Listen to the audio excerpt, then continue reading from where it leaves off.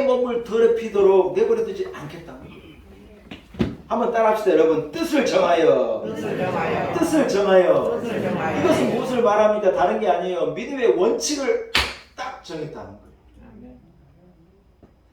왕이 주는 음식이 얼마나 대단하겠어요. 왕이 마시는 포도주가 여러분 오래된 빛깔 좋은 향기는 얼마나 좋은 포도주겠냐는 거예요. 여러분, 그런데 다니엘이 어떻게 마음을 먹었느냐. 왕이 주는 음식과 포도주로 자기를 더럽힐 수 있는 이것으로 이것에 자기를 내어놓지 않겠다고 뜻을 정하고 결심을 딱 해낸 거예요.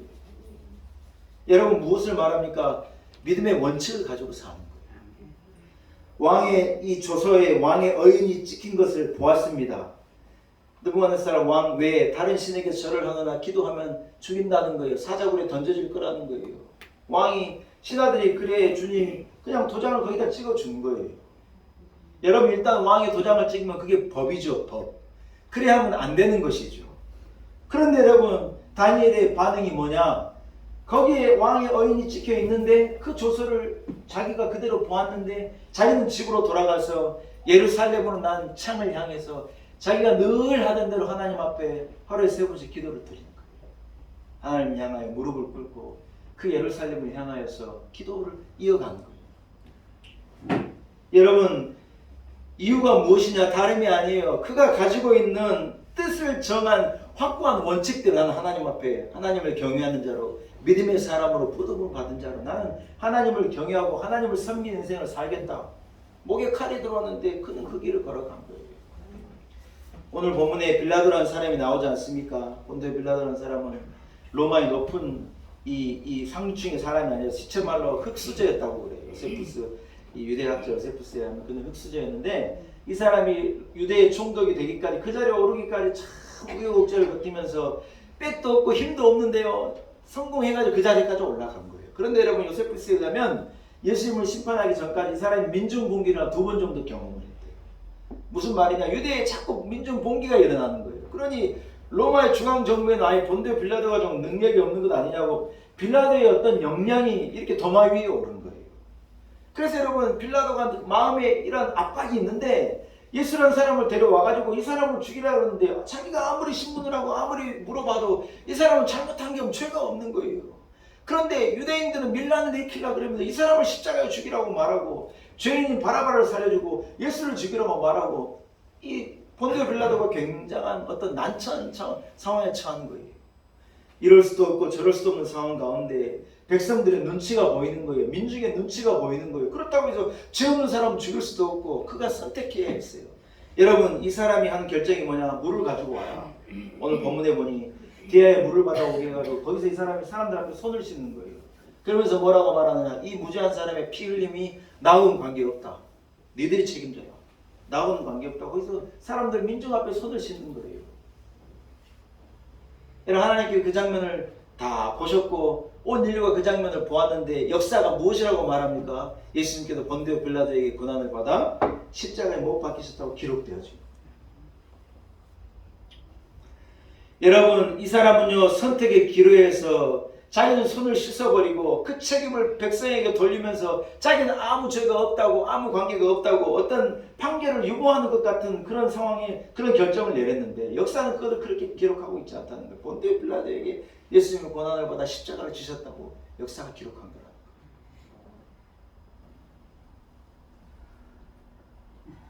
자기의 정치적인 안정을 위해서 민중 봉기가 일어날 수 있는 그 상황 가운데 적극적인 행동도 할 수도 없고 그 상황을 적당하게 넘어가려고 그랬는데요. 여러분, 그 선택이 그를 불명예의 사람으로 온 이 기독교 역사에 예수 그리스도 십자가에 못 박은 사람으로 그의 이름이 탁 각인되어져 있게 만든 결정을 하고 만 거예요. 제가 아는 한 은평구에 사시는 권사님이요 이런 결정을 내리셨어요. 신방을 가보니 이때 신방을 해보니 그 권사님이 이제 지금 은퇴하셨지만 남편이 은평구청에 일하고 계시고 이 남편은 오랫동안 신부전증을 앓으신 거예요. 신부전증은 콩팥이 역할을 못하는 거잖아요. 신부전증 때문에 이제 3일에 한 번씩 투석을 혈액 투석도 받아야 되고 어떤 삶의 질이 굉장히 떨어져요. 뭐 어디 3일이 넘으면 여행도 못 가는 강원도야 간단하게 갈 수 있겠지. 3일에 한 번씩 투석을 와야 되니까 우리 동네에도 이 고은초등학교에서 저쪽으로 넘어가다 보고 오른쪽에 투석하는 조그만 병원 혹시 있는 거 아세요? 예, 동네마다 다 혈액 투석하는 곳이 이래 있는 거예요. 큰 병원이 아니어도 투석하는 환자들 여러분 우리가 몰라 그렇지 은근히 많아요. 그래서 그분도 오랫동안 이 신분전증 앓으면서 혈액 투석을 하니까 여러분 손이 혈관이 이렇게 늘 이 피가 흐르는 압력이 나와야 된다 그래. 투석을 하려면 일정한 정도의 혈류와 압력이 있어가지고 거기서 피를 이렇게 꺼내고 걸러내는 역할을 해야 되기 때문에 새로운 혈관을 찾아야 되니까 막 손이 여러분 양쪽 손이 막 난리가 나는 거예요. 혈액 환자들은 반팔을 못 입어요. 왜냐면 이 팔뚝이 그래 안 좋은 모습이니까 바늘로 늘 찔려가지고 색깔도 그렇고 붓기도 하고 안 좋으니까 늘 반팔을 입어서 그걸 이렇게 가리고 다니시는데 이분이 오랫동안 혈액 투석을 하고 남편이 참 고생을 한 거예요.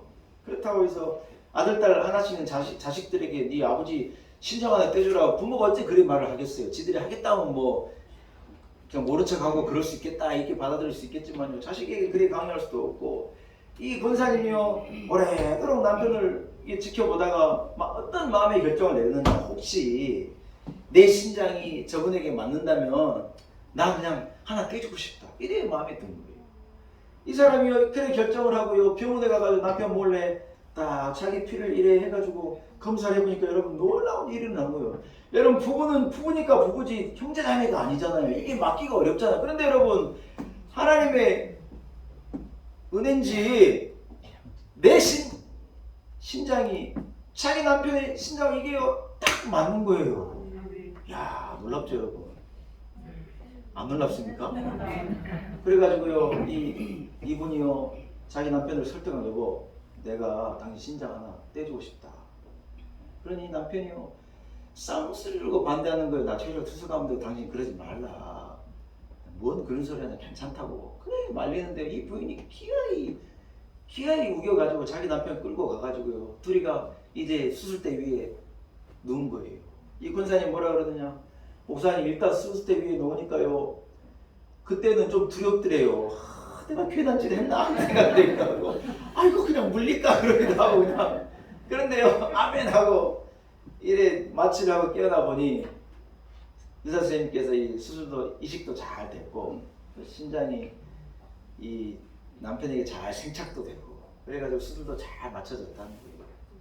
두 분이 이제 퇴원을 하고 집에 와가지고 저녁에 같이 잠을 자는데 새벽쯤에 남편이요 침대에서 부시럭하고 일어나서 안방에 딸린 이 화장실로 가가지고요 들어가서 용변을 보더라고요. 여러분 신분전증 환자가 못하는 게 뭐냐 오줌을 못 넣어요. 오줌 양이 거의 없어요. 왜냐면 노폐물이 안 나오니까 이게 오줌 양이 없는 거예요. 근데 여러분 수술하고 와가지고 이 신장이요 역할을 싹 하니 뭐가 생긴 거예요? 유린이 생긴 거예요. 오줌이 이래 만들어져 가지고요 이 남편이요 저녁에 새벽에 잠을 자다 화장실에 들어가가지고요 변기에다가요 슉 하고 소변을 보더라는 거예요. 이 권사님 뭐라 그러냐 하나님 목사님 저는 거기서 천국의 소리를 들었습니다. 그 소리가요 천국 같더래요. 확 쏟아지는 소리가 천국 같더라는 거예요. 천국 같더라고요. 그래서 자기가 그랬다고 내가 잘 결정했다. 잘 선택을 했다. 너무너무 감사하다. 사랑하는 여러분 아무 일도 하지 않는 사람에게는요 아무 일도 일어나지가 않는 거예요.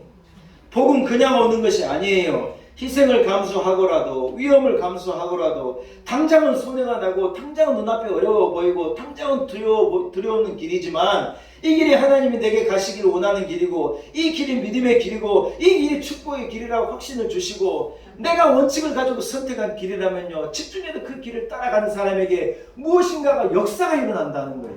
아멘. 믿으시는 분은 아멘. 하나님의 약속의 말씀을 믿고 그 약속을 가지고 나가는 자에게는 역사가 일어나자는 거예요. 아멘. 여러분 이 가나안 땅 앞에서 이스라엘 백성들이요 그 길을 어떻게 해서 가나안까지 가는데 가나안의 그 큰 아낙 족속을 보고 그들의 성의 이 장대함을 보고서 이스라엘에 뭐라고 말하냐 못 가겠다는 거예요. 여러분 가나안으로 들어가려고 그래 오래 고생을 하고 광야를 걸어왔는데 그 가나안 땅에 사는 거민들의 대담함을 보고는 못 가겠다는 거예요. 돌아가자는 거예요. 여기 있자는 거예요. 무슨 말이에요. 갈렙과 여호수아가 막 옷을 찢었어요. 옷을 찢어. 대중을 설득해내고 그들에게 결정을 촉구하고 선택을 촉구하면서 옷을 찢으면서 뭐라 그러느냐? 아니다. 우리가 보니 하나님이 말씀하신 약속의 땅이 확실하다. 들어가 보니 젖밥꿀이 흐르는 땅이 확실하다. 아멘. 안악자손이 아무리 대단해도 하나님 우리와 함께 하시면 우리가 들어가면 저들은 우리의 밥이다. 여러분, 그 사람들이 끼어이 설득해내는 거예요. 아멘. 사랑하는 여러분, 출애굽을 본 세대 가운데는요, 이 갈렙과 여호수아만 그 땅을 밟고 거기서 광야에 태어난 자손만 들어가는 거예요. 믿음 없는 자들, 원칙이 없는 자들요, 결단하지 못하고 선택하지 못한 자들은 못 들어가는 거예요.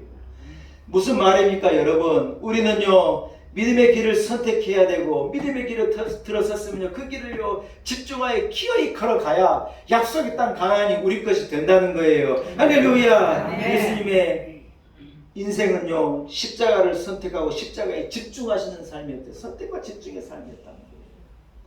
예수님은 공생애를 사시면서 한 번도 다른 것을 보신 적이 없어요. 예수님은 십자가를 지시기 전에 3번 순환여고를 하셨거든요. 계속해서 인자가 예루살렘으로 들어가 골고다 언덕으로 올라 십자가 죽으실 것을 계속 얘기하시는데 제자들이 못 알아듣는 거예요.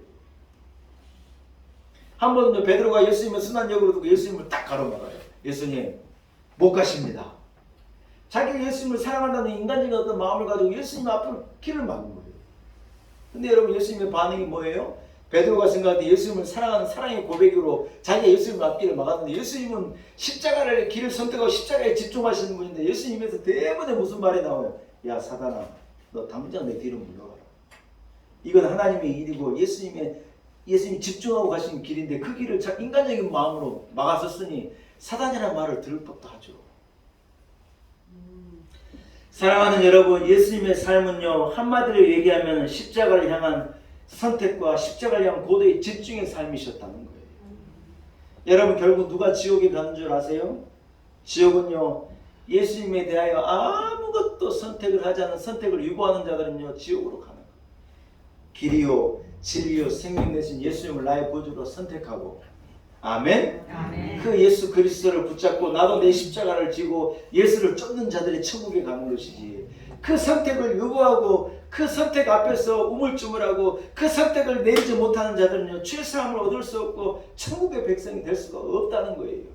여러분, 영생을 얻고 천국의 삶을 살려면 반드시 이 선택을 감행해내야 되고 이 선택에 집중해야 하는 것인 줄로 믿습니다. 아멘. 할렐루야. 아멘. 사랑하는 여러분, 예수님께서 말씀하신 누구든지 나를 따라오려거든 자기를 부인하고 자기 십자가를 지고 나를 쫓을 것이니, 한 번만 따라하겠습니다. 누구든지 나를 따라오려거든 자기를 부인하고 자기 십자가를 지고 나를 쫓을 것이니라.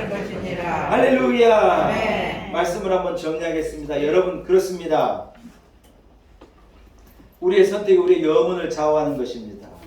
한 해 우리가 열심으로 이 씨를 뿌리는 선택을 했더니 하나님 우리로 거두게 하시고 우리의 곳간을 채워주시는 거예요. 여러분 인생 가운데 여러분 선택해야 될 바른 것을 믿음의 원칙을 가지고 딱 선택하시고 그 길을 선택했으면 여러분 그 길에 집중하여 그 길을 쫓아가는 여러분들이 되시기를 축복합니다. 그럴 때 우리는 복된 인생을 살 수 있고 영생을 얻고 천국의 주인공이 될 수 있을 줄로 믿습니다. 이러한 은혜가 우리 놀라운 은혜가 온 성도들에게 한 사람 한 사람에게 있기를 주의 이름으로 간절히 축복합니다. 하나님 아버지 은혜를 감사합니다. 추수감사절 절기를 통하여 하나님 우리에게 말씀하시니 참 감사합니다. 길이요 진리요 생명 되신 예수 그리스도를 선택했으니 이 길에 집중하여 이 길에 믿음으로 이 길을 쫓아가는 우리 온 성도들이 다 되게 하옵소서. 교회와 우리 온 성도들을 축복하옵소서. 예수님의 거룩하신 이름으로 간절히 기도 올리옵나이다. 아멘. 할렐루야. 아멘. 사랑하는 여러분, 찬송가 587장입니다. 말씀을 생각하시는 죄송합니다. 축복의 기원을 먼저 하겠습니다. 죄송합니다. 여러분 순서대를 보시고요. 아니네. 591장입니다. 예, 죄송합니다. 591장으로 찬양하면서 먼저 주님 앞에 예물을 올려드립니다. 찬송가 591장입니다.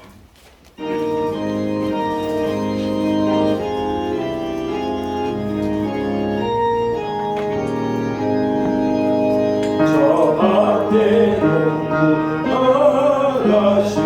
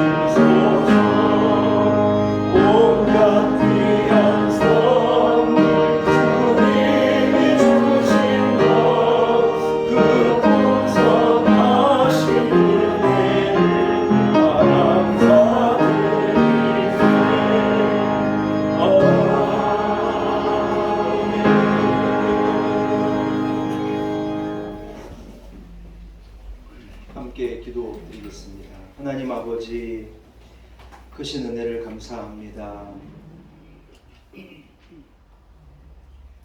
오늘 추수감사절 예배를 드리며 우리의 손이 수고한 것을 하나님께서 기어이 우리로 거두게 하시고, 씨를 뿌렸더니 한아름 곡식을 안겨주신 하나님의 은혜에 참 감사합니다.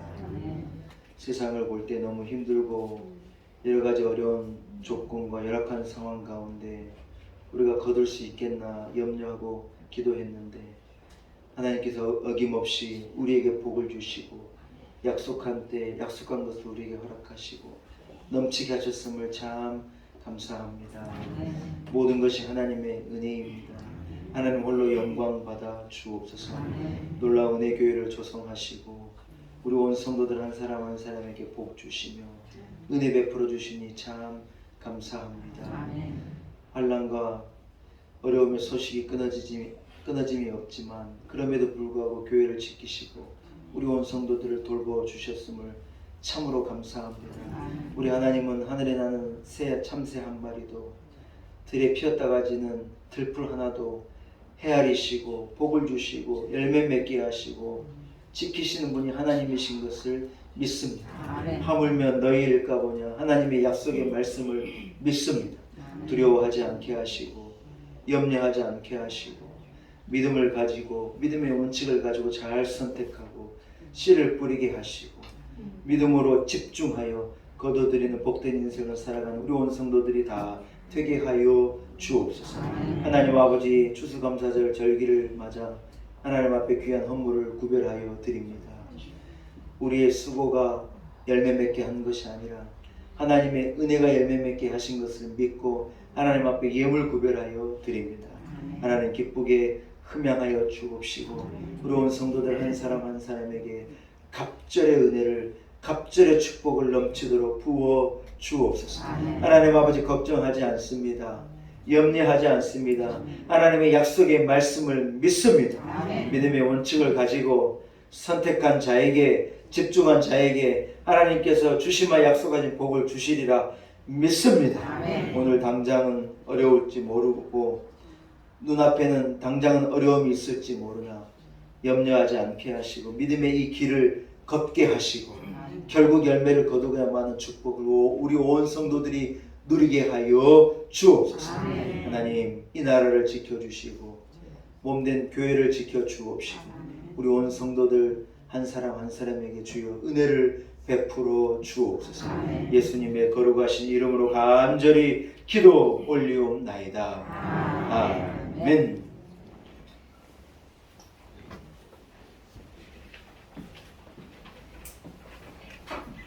여러분 자리에서 일어나겠습니다.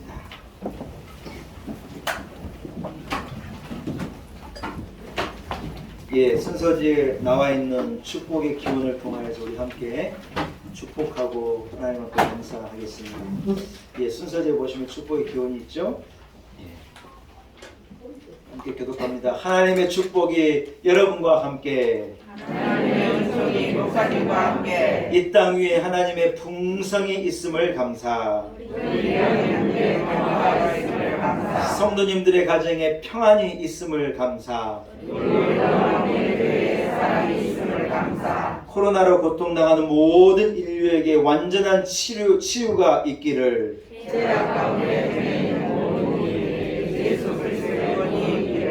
추수의 기쁨을 주신 하나님께 감사와 영광을, 이 모든 것이 주님의 은혜입니다. 할렐루야. 사랑합니다. 축복합니다. 사랑하는 여러분, 자업된 성도들과 사랑합니다. 축복합니다. 인사하겠습니다.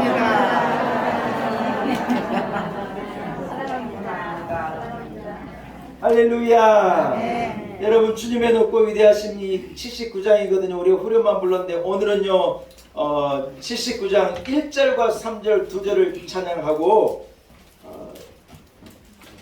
축도함으로 예배를 마치겠습니다. 죄송합니다. 교회 소식을 먼저 전하겠습니다. 교회 소식 먼저 전하고 찬양하겠습니다. 교회 소식 잠깐만 보시기 바랍니다. 오늘은 추수감사절입니다. 하나님 베풀어진 은혜를 감사하면서 온 성도들과 함께 예배할 수 있으면 하나님의 크신 은혜입니다. 여러분, 기다리던 새벽 예배와 수요 기도회를요 이번 주부터 시작합니다. 아멘이 나올 줄 알았는데요.